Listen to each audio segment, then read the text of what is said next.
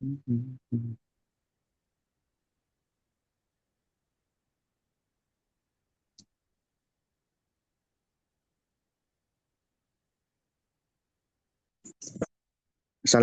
warahmatullahi wabarakatuh. Kami dari kelompok 5 akan mempresentasikan terkait topik yang keempat, yaitu penggunaan kekuatan dalam rangka mempertahankan diri. Baik, sebelum masuk ke pembahasan, alangkah baiknya untuk melakukan perkenalan terlebih dahulu. Perkenalkan, nama saya Hasbi Amr Bangkusabana dengan NPM 2307 10 10 185 selaku Ketua Kelompok. Kemudian perkenalkan nama saya Dea Putri Ramadhani dengan NPM 230710111007. Perkenalkan, saya Aurelia Ramadhani dengan NPM akhir 014. Perkenalkan, nama saya Raditya Kurta Insan dengan NPM akhir 024. Perkenalkan nama saya Sarah Mufira Aula Putra Ulawi dengan NPM akhir 061. Perkenalkan, nama saya Farah Najwa dengan NPM akhir 062. Perkenalkan, nama saya Putri Isnaini Rahman dengan NPM akhir 082. Perkenalkan, nama saya Dundur Saputra, NPM akhir 095. Perkenalkan, nama saya Mada Yasir Siddiq dengan NPM akhir 252. Perkenalkan nama saya Beatrice Sarah Fabila dengan NPM akhir 244.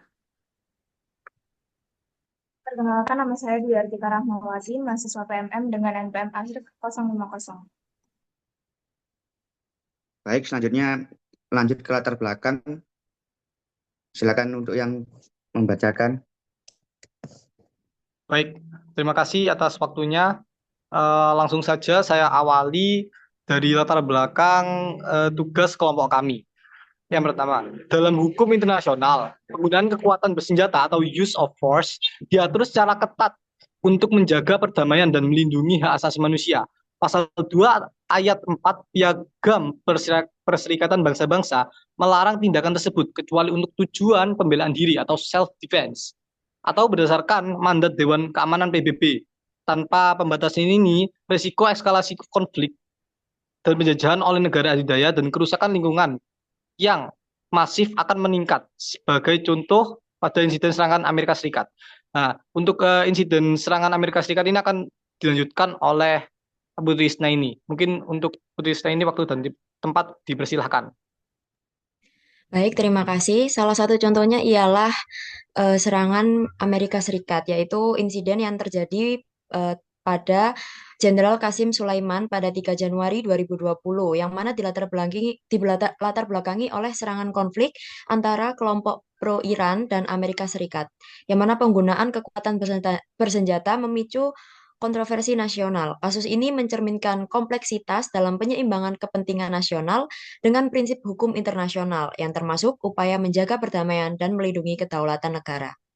Baik, selanjutnya akan dilanjutkan oleh rekan saya. Untuk perumusan masalah di sini, yang pertama itu tentang bagaimana batasan hukum dalam penggunaan kekuatan untuk mempertahankan diri sesuai dengan peraturan yang berlaku di Indonesia. Dan yang kedua, tentang apa saja faktor yang mempengaruhi penilaian terhadap keabsahan tindakan pembelaan diri dalam kasus penggunaan kekuatan. Selanjutnya akan dilanjutkan oleh rekan saya. Baik, kemudian untuk pembahasan dalam batasan hukum dalam penggunaan kekuatan, yang pertama yaitu self-defense diatur sebagai pengecualian dalam pasal 51 Piagam PBB yang mengakui hak inheren negara untuk mempertahankan diri baik secara individu maupun kolektif jika terjadi serangan bersenjata. Prinsip necessity menurut adanya ancaman nyata yang bersifat mendesak tanpa ada alternatif lain selain menggunakan kekuatan untuk menghadapi situasi tersebut. Sementara itu, prinsip proportionality memastikan bahwa tindakan yang diambil tidak melebihi batas kewajaran dan seimbang dengan tingkat ancaman yang dihadapi. Kemudian akan dilanjutkan oleh rekan saya. Selanjutnya ada namun dalam perkembangannya terjadi perdebatan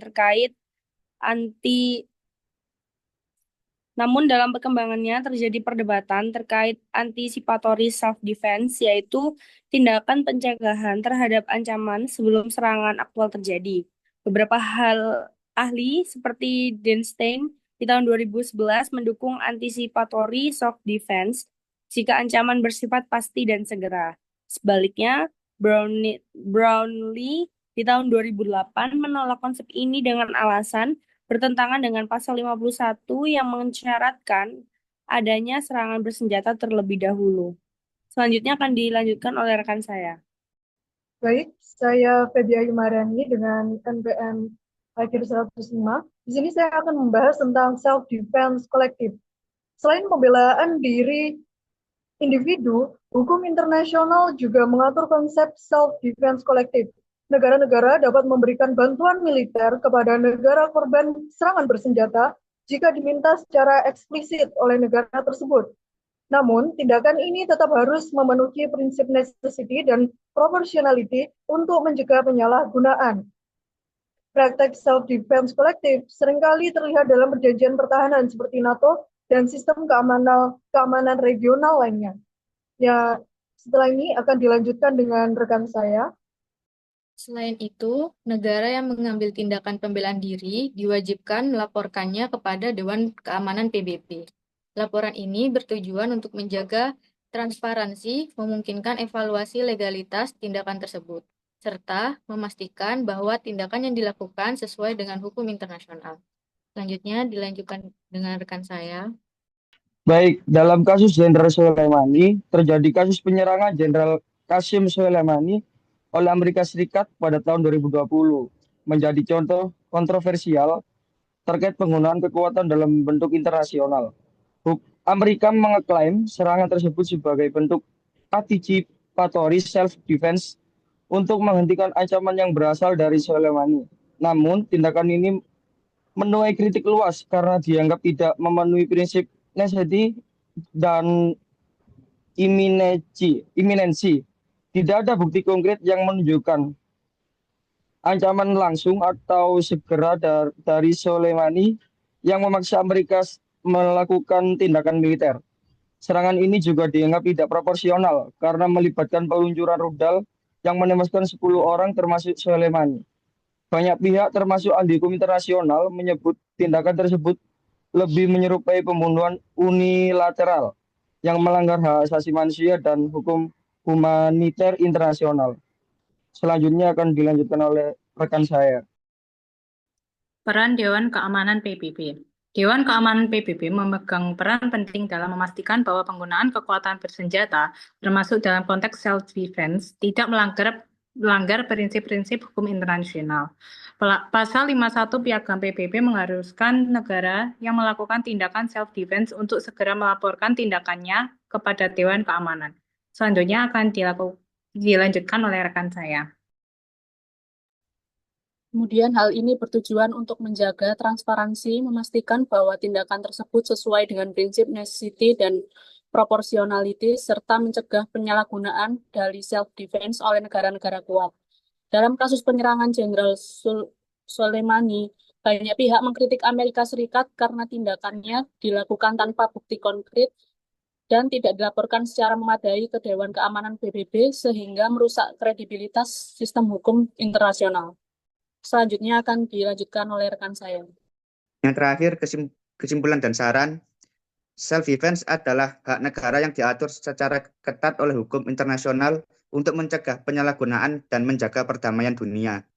Prinsip-prinsip necessity, proportionality, dan iminensi harus selalu dipenuhi dalam setiap tindakan self-defense, baik individu maupun kolektif.